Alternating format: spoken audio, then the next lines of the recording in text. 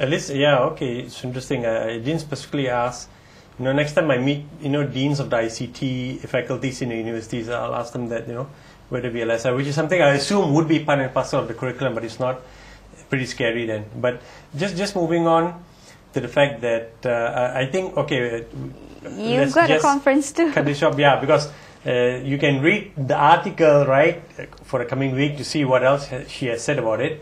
But we'll just move on to something else. We want to touch on two other topics, something that I went for yesterday and then something Aisha went for, which is related to the content fund. Very quickly, yesterday I was a panelist at a ASLI organized Agri-Tech and Biotech Investment Forum 2010, and the forum I had was talking about financing and business development initiatives in promoting Agri-Tech and Biotech sector, pitfalls and prospects. So the presentation, first the way it's structured is somebody presents and then there's three people sharing 5 minutes of their opinion, and I was part of the opinion sharing of opinion panel, and Zubair from MDV was with me also. But Mahdi Muhammad Arifin, Deputy CEO of SME Corporation, gave a very good presentation.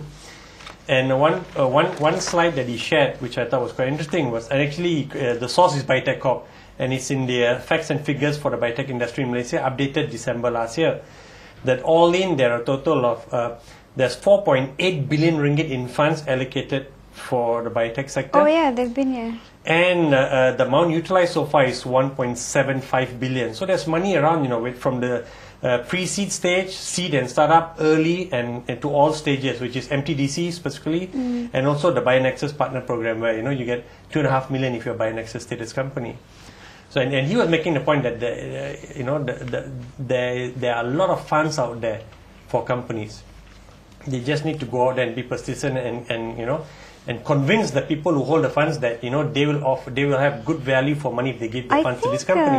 And before I forget, I met somebody from MIT. MIT has 20 million ringgit just approved this year at a time when everybody else is out of money. MIT has 20 million ringgit where they've set up a VC fund looking at biotech and agri-tech. They've given out money to 4 companies. It's between 1 to 4 million ringgit they will offer.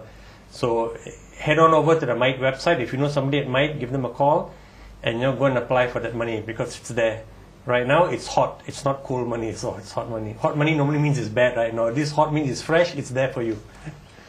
Okay, sorry, you're saying, but you thought? I think that the issue here is that we understand that there's 1.6, it's underutilized. I think the issue here is that the entrepreneurs cannot get that money because you have a percentage of the money at the seed level, and then you have all this money at the growth stage. Okay. Because a lot of it is actually in banks, so they're not going to touch you unless you actually show some track record of sales and stuff. So that was the issue. But this money is not in the banks. This is just the government, grant schemes. I think that is including the banks.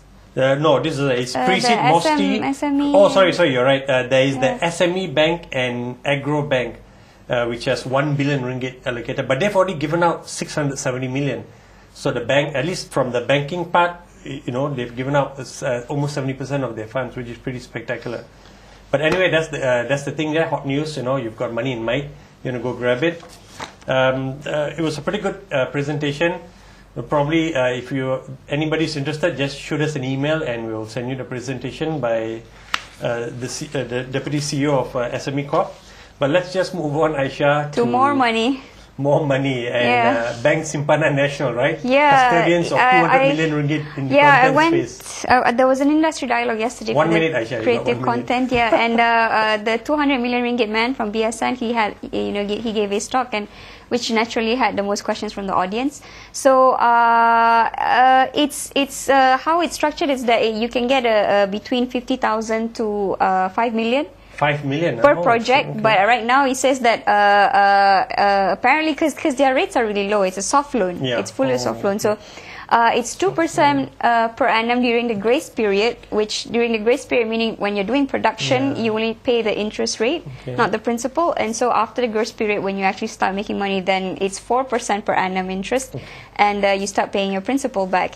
And according to him, he says that since it's launched in December last year, he's received the applications keeps increasing, and he believes that he has a total amount of money requested for about 100 million already, easily half.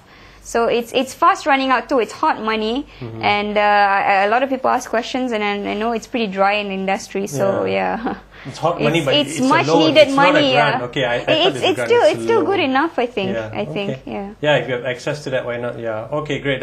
We've got to wrap up now. But Aisha, I think we can devote an entire segment to broadband and HSBB2, and maybe next week, we'll talk about that, because there's a lot of issues, concerns about telecoms pricing there, especially if you're a market participant, not a consumer. But we'll bring that up next week. Thank you for watching the show. Have a great and productive week ahead with technology, and we'll see you next week.